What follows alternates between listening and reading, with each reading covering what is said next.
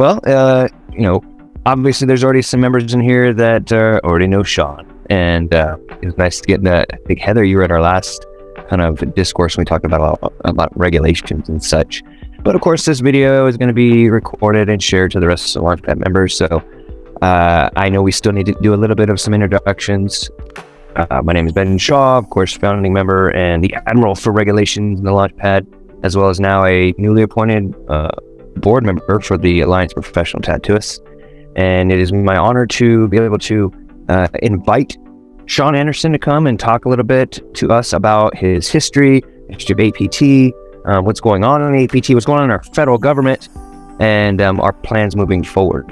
Now, Shahn, I always admire those who came before me, because without you, I wouldn't be. Without your efforts, starting back when you were tattooing when I was 7 years old, and now I am able to support my family and do what I'm able to do because of people like you. Now, of course, these members here do know who you are, but I'd love for you to kind of give us a little brief history for all those who are checking out the Launchpad recording in the future. So let us know a little bit more about you, Shahn, where you're from, and your origin story. You bet, man. It's great to be here and on a wonderful platform, and it's great to welcome you as a valued board member on the A.P.T. We're always looking for motivated individuals, because it's it's those people that drive the organization. But I am currently in my 36th year of tattooing. I originally apprenticed at the late great Sailor Moses's California studio in Biloxi, Mississippi in 1987. That's when I did my first tattoo. I also learned at that studio from the great Scott Sterling, which deeply honored. I couldn't, when you hear about the old school apprenticeship, I certainly served it. Not the mean parts, because both Moses and Scotty were very sweet, and I would be remiss if I was not able to do a competent tattoo with the amount of instruction that I received. But I tattooed with Moses and Scotty there well up until Scotty left to go work for Mike Malone at China Sea. And after it was between 5 and 6 years that I went up and worked with the wonderful Julie Moon at Julie Moon's tattoo studio in Seabrook, New Hampshire. I was with her for 2 years, and then I moved back home to Minnesota in 1994 when I opened Electric Dragonland, which is now called Dragonland. We simplified that, and next year will be our 30th year open in Hopkins in Minnesota. So those years went by very quickly. Yeah. Oh, yes. Yeah. So for the younger tattoo artists, I always like to kind of talk about what a traditional apprenticeship is, because some people have these like horrific images of getting beat in the back. I mean, I remember personally scrubbing tubes with ultrasonic hair and sticking my hand in dirty water with sharp needles, and I'd love to have you kind of share what a good traditional apprenticeship was from probably machines and mixing pigments and such. Could you give us a little bit of a background on that, just for those who are inquiring? You bet. And it's quite a bit different now. I mean, back then, there wasn't the massive quantity of stuff available for somebody to teach themselves. But some of the old school apprenticeships, you hear the stories, and I do know people that went through apprenticeships that were probably a bit more violent than mine, but I kind of got the golden ticket, and those here that have met Moses and Scotty know what serious historical tattooers they were, but they were also very, very sweet people, very serious about someone they were teaching, and you went through a vetting process. It's the same way I've done it. I've done 3 now since I've been in Hopkins, and almost exactly what I went through, and you of course you start as a hang around. When I got my first tattoo there, I just never went away. I was there 7 days a week, to the bane of my wife's existence, because she was not happy about the fact that I fell in love with tattooing and everything. But and in those old school studios, you weren't just going to, take up floor space. You better make yourself useful. So, I mean, kid, if you're going to be around here, go clean the bathroom. Oh yeah, just cool. Don't kick me out of here. I'll go clean the bathroom. What else do you need? And then, of course, that works into what was called working the floor back in the day. Now they call them front people or floor managers. And of course, I did that for free. No payment, no anything. It was just so I could be there. They would occasionally throw me a tattoo, which I thought I was getting the better end of the bargain because I was an E1 in the Air Force, and we were dirt poor. I think my base pay wasn't much more than $500 a month back then. The Air Force made sure that you had extra money for your rent and stuff, but I certainly couldn't afford a lot of tattoos. So I thought I was getting, the best end of the stick. Plus, they let me hang around. But that began a vetting process. Learning who I was, and if I had the intelligence enough to stick with it. And I remember the first time that I asked Moses about an apprenticeship. He laughed in my face. I just offhandedly says, Moses, I really love these tattoos, man. And I'm going to be a tattooer one day. And he just laughed, turned around, and walked away, which I understand now to be part of the vetting process, because anybody that wasn't going to go through that process probably was not going to succeed. Certainly in the long range, because a lot of that, we all know, as tattooers, that, this is a really, really glorious thing to do. But on the long term, it can be very, very mentally challenging to produce that high quality work and deal with people on a long basis every day. So I finally, got my apprenticeship, and it started with, the apprenticeship started when I was starting to work the floor, because I was learning how to clean things, what touch, what not to touch.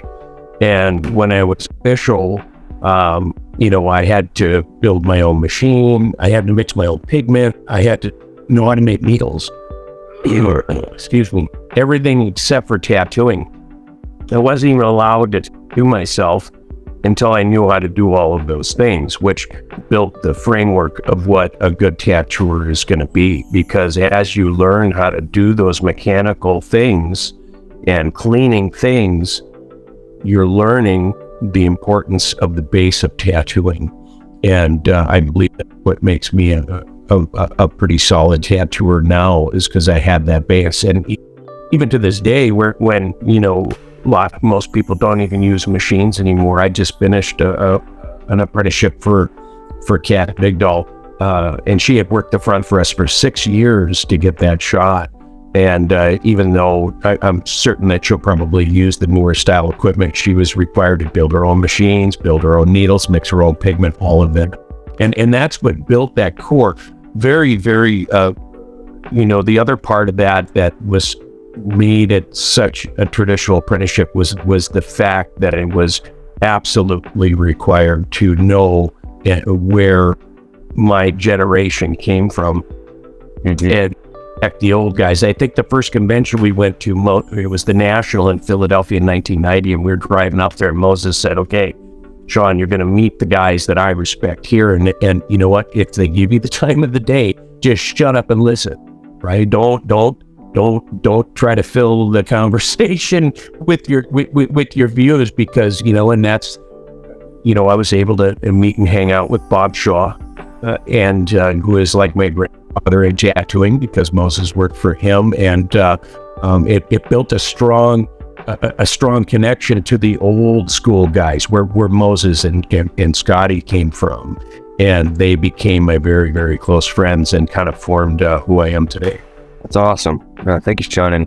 And yeah, I 100% agree. It's that arduous journey of becoming a tattoo artist that really lent itself to a strong, solid career. You've been tattooing for 36 years. And I think sometimes we'll be trying to set up a meeting or a conversation. You'll be like, "Oh, yeah, I've got to tattoo 12 hours a day," and it's impressive. And you're still, I think you said just recently won some first prize awards at some recent tattoo conventions for your Japanese work, which that's the proof in the pudding, right? Because you've learned the respect of what it is you're doing and that consistency, which lent itself to kind of hardwire your nervous system to be the consistent tattoo you are today. And the fact that also it was, like you said, it was by people who held on to great methods and traditions, but it wasn't negative. It was more of a, we're still pulling you in, we're going to, show you care and respect, and we're not going to pick on you or push you around, but also put you through the tasks that you need to do to become who you are today. And just an anecdote, another tattooer was talking about recently in his apprenticeship, how when he would be drawing, people would come bump him when he was drawing, and they'd have to get used to pulling away, and he thought they were picking on him, like they're like, "Oh, man, quit it." And then he was saying when he first started tattooing and his initial clients would like jerk or move, he was immediately ready to pull away his needle. So he built that in his nervous system, which actually led to, a successful technique in tattooing. So it's cool to talk about those, because a lot of the traditional apprenticeships are starting to vanish with the access, equipment, YouTube and such. And it also is a very difficult difficult thing to attain simultaneously. But I think it's something that we need to never forget about, but modify and make appropriate for future generations. Well, I don't think that it'll ever totally go away, even though some of the traditions are more modern, and certainly the equipment, it should still be a part of that. But without knowing where you came from, you're probably not going to know where you're going. And it's not solely about coil machines or knowing how to make needles or knowing how to mix pigment, but it's also, okay, who is this Jerry guy? And why do these 8 lines in 3 colors look so perfect? Right? It's so, there's no fancy stuff. There was no fancy equipment, no anything. But, to this day, well, I just had a guy get a whole leg sleeve of it. And I said, well, do you want me to draw, other images? And he says, nope, man, I love these things. I want them straight out of the book. It was one of the funnest tattoos I've done in recent memory. And understanding what those guys, because realize that the progression of tattooing over time, just like anything else, any sort of technology, the jumps that occur happen very slowly and then quickly. People call them renaissances, right? Because back in the day, those old guys, there was no conventions, there was no internet, you didn't even tell your boonie right buddies about your special formulation of green, right? Because that was your secret. And now things are different, but I still think understanding where that was and what was being done in drawing will make somebody a stronger tattooer. And that's something I've always held on to. And probably why I still tattoo 5 days a week. It's kind of, I was hardwired into that. Break it in under Sailor Moses. There certainly wasn't, well, it's 15 minutes to close and I don't have time to do this guy that just walked in. That was not a discussion that was even entered into. You didn't even want to utter those words. And sometimes you tattooed all night, but I'm trying as much as I can to embrace, the new way without forgetting, where everything came from, and trying to turn that into, even though those that know me know it's a great struggle for me. I still work with coils, I still work with hand mixed powders, and I still draw on paper most of the time.